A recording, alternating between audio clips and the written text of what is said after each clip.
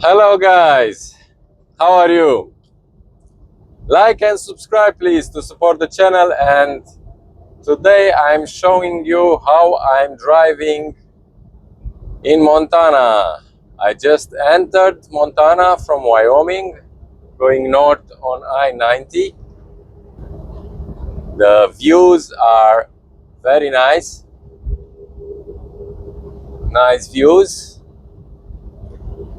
from Montana, yeah. Nice county, nice state is Montana. So just entered from Wyoming and I'm going north. I will go north of Billings towards Great Falls, and then I'm going to reach Sweetgrass and enter Canada to deliver to Calgary. I'm going to deliver avocados, yeah. So today I want to speak about the importance of pre-trip and post-trip. As I said, it's the most important thing when you are a truck driver, no matter long haul that you are doing, long haul, short distances, or a city driver. You have to prepare and maintain your equipment to be in top shape, not to create a hazard on the road, because it can happen like that. First of all, the safety of the roads and your safety is the priority. The safety of others, of course. You can create a hazard on the road if your equipment is not in a good shape and some mechanical issues are in place. You have to be aware of them and to communicate, to report them in the same day when you are noticing a mechanical failure. You have to report that.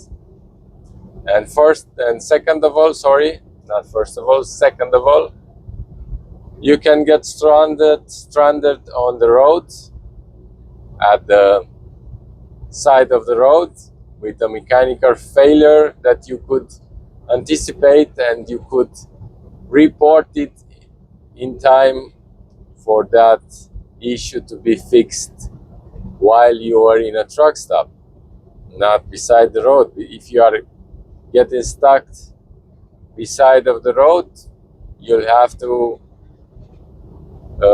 be towed. So another truck will have to come to rescue you, and that will mean loss of time and money, lots of money for the company that you work for, or if you're an owner operator, that's more important for you to gestionate your expenses and not to create larger ones. So the pre-trip inspection starts when you are coming back from the toilet, yeah? You are watching your truck from a distance. If the truck is tilted on a side, left or right, that means that maybe you have an issue with some suspension, or maybe even if you can have a flat tire. Then you're going to observe beneath the truck if you have any liquids, any pots, liquid pots, yeah. Then I'm jumping inside. I'm preparing my coffee, but I'm not starting the engine. And then I'm going down, popping up the hood, checking the engine compartments. There you can check loads of things can be checked there. Speaking about them, we're going to take loads of time, but if you know what you are doing, you can scan every component of the suspension, the spring foils, leaves, the shock absorbers, the air cushion, Yeah, the airbags, sorry, the airbags, you are checking them if they are present, they are not damaged, not leaking, not broken. Then you're going to check your turbo. Then you're going to check your fan. The, you're going to check all of those um belts. Sorry, the belts, if they are properly connected, not loose, not broken, not cracked. You're going to check the tire, the inside of the tire for any leaks on the inside of the tire. If you have leaking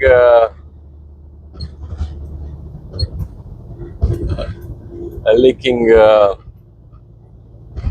how you say that, bearing, if you're going to have a bearing leak, you're going to see it on the inside of the tire. Yeah, you're going to check the tread depth, and you're going to check the other side of the rim. All the nuts and the bolts will be in place. They are, all of them are tight and present. Yeah. You're going to go now on the other side of the engine, and you're going to check. That was on the right side, and we were going to go on the left side of the engine. I have a Packard, so on the left side we were going to have the coolant. You're going to check the level. You're going to check the oil level. You're going to check the fuel filter, if it's full or not. You're going to check all the hoses, the air hoses, if they are properly connected. Now you're going to go up in the truck, start your engine and start your coffee filter, yeah? And you're going to listen for any air leaks from the front of the engine. Yeah, you're going to listen for the engine, how it works, because you can have like a clue if an engine has a problem. You're going to hear a strange metallic noise that's not good, and you'll have to report that. Then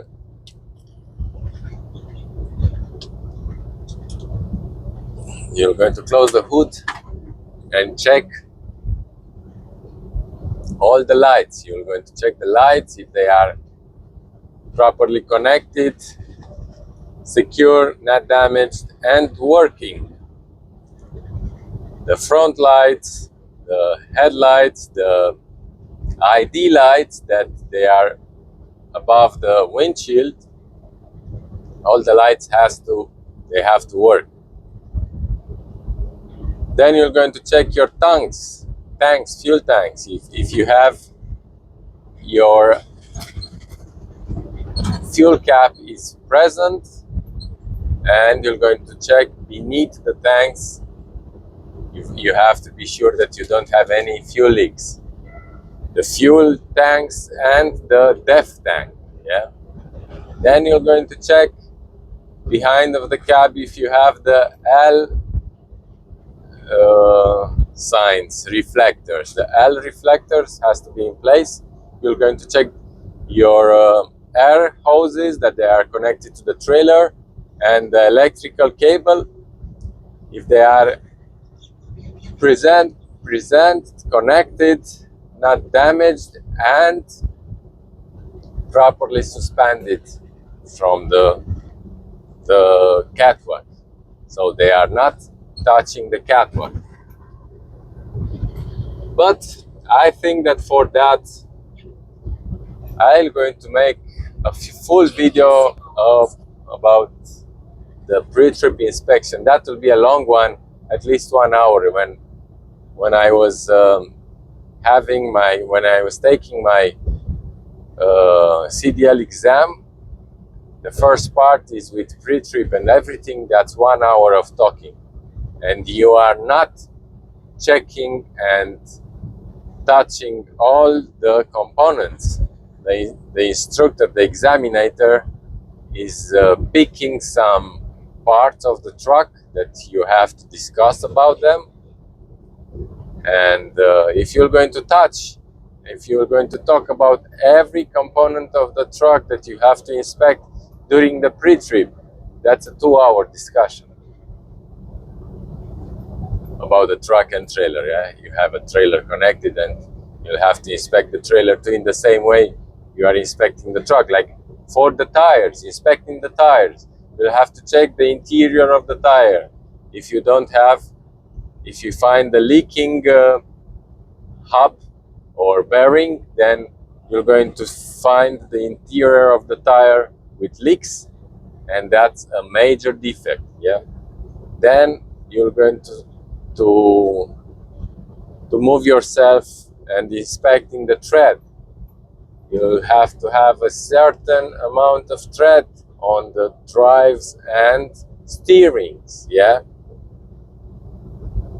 so 4 and 30 seconds for the steering and 2 and 30 seconds for the drives and trailer. That's minimum amount required. Yeah, so then you're going to speak about any leaks. If you are having a flat tire that can be hurt, that's a minor defect. But if the leak can be seen or felt, then that's a major defect. You're going to speak about the side of the tires. No wires have to be exposed. If you have an exposed wire, that will be a major defect. Then you're going to speak about the rim. The rim has to have no cracks and no rust, no cracks on the rims. The lug nuts, all of them have to be present, properly tied, and well connected to the rim. The hub oil has to be at a certain amount of oil. You're going to check the oil level.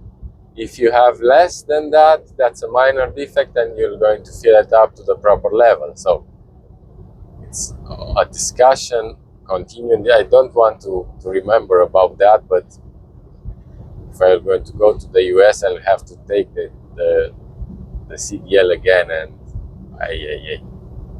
that's a pain in the ass. That's some weeks without the pay, and that's not nice.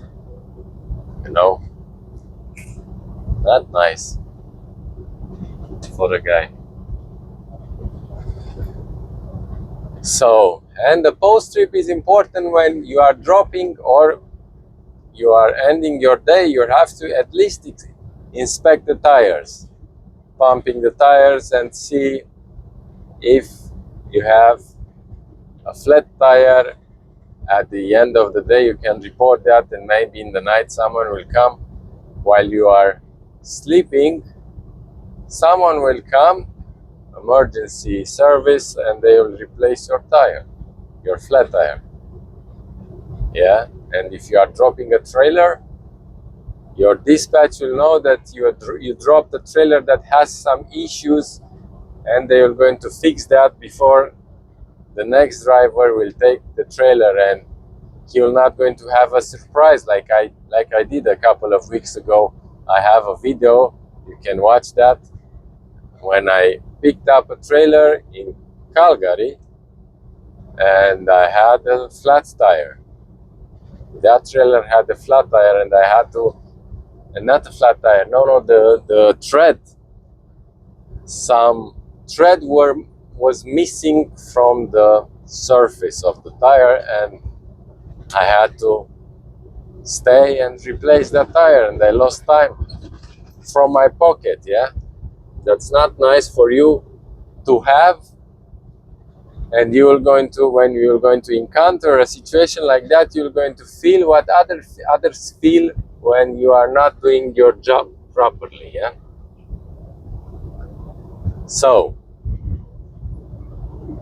that was a small chit chat about pre-trip and post-trip, but the real thing takes a lot longer.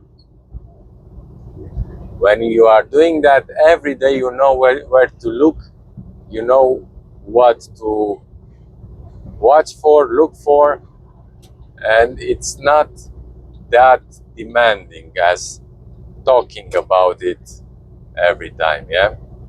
But when you have to talk about what you are watching, where you are watching, what you don't want to see, what you want to see, what's the requirements, that's a little demand. Yeah. Yeah. So that was it for today from driving in Montana. I just entered, like I said, in Montana from Wyoming, and I'm driving towards Great Falls. Take care. Don't forget to subscribe, like, share, and comment. Have a nice day and stay safe. Bye bye.